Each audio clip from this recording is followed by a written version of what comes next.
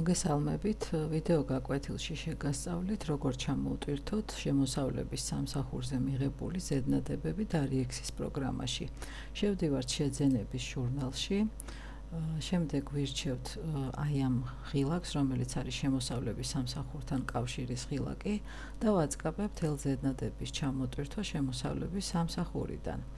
აქ უნდა ავირჩიოთ პერიოდი, რა პერიოდის ზედნადებების ჩამოტვირთვაც გვინდა, მაგალითისთვის ავირჩიოთ წლის დასაწყისიდან დღემდე.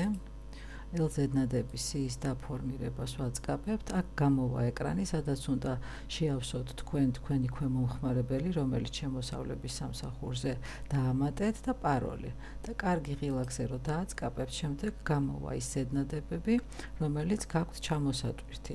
აქ ვირჩევთ საწყობს, რომელ საწყობშიდაც უნდა აისახოს ეს მოცემული დასახელებების ნაშთები, მაგალითისთვის მთავარი საწყობი და შეგვიძლია ყველა ზედნადები ერთად მოვნიშნოთ და ერთად მოვიიმპორტოთ, ან ცალკე. მაგალითისთვის ყველა რომ მოვნიშნოთ, აი აქ ზედაკუთხიდანაც შეგიძლიათ, იმპორტის ღილაკს დააწვევით. და აქ მნიშვნელოვანია, რომ დაკავშირება მოხდეს, ესე იგი, ჯგუფის განსაზღვრა მოხდეს თითოეულ საქონელზე.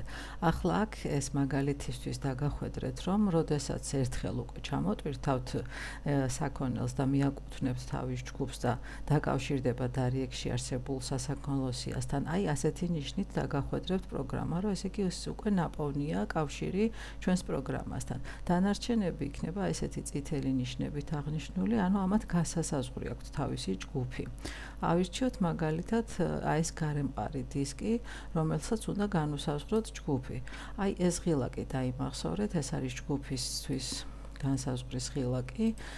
აქ ვირჩევთ საქონლის ჯგუფის განსაზღვრას და თუ დაუშვათ არ ჩამოთვლილი დასახელებიდან არ არის ის ჯგუფი, რომელიც ჩვენ გვინდა, შეგვიძლია ახალი დავამატოთ აი ამ ახალი ღილაკით. მაგალითისთვის გვინდა დავამატოთ პირობითად ჰიგიენა.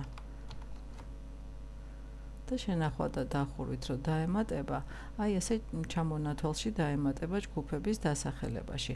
ახლა მაგალითად ეს გვინდა ჩვენ რომ დავაკავშიროთ სამეურნეოს ჯგუფთან, ხო? ავირჩევთ სამეურნეო ჯგუფს და აი ესე დაუკავშირდა ეს ჯგუფი. შემდეგ ჭურჭლის სარეცხი ღრუბელი.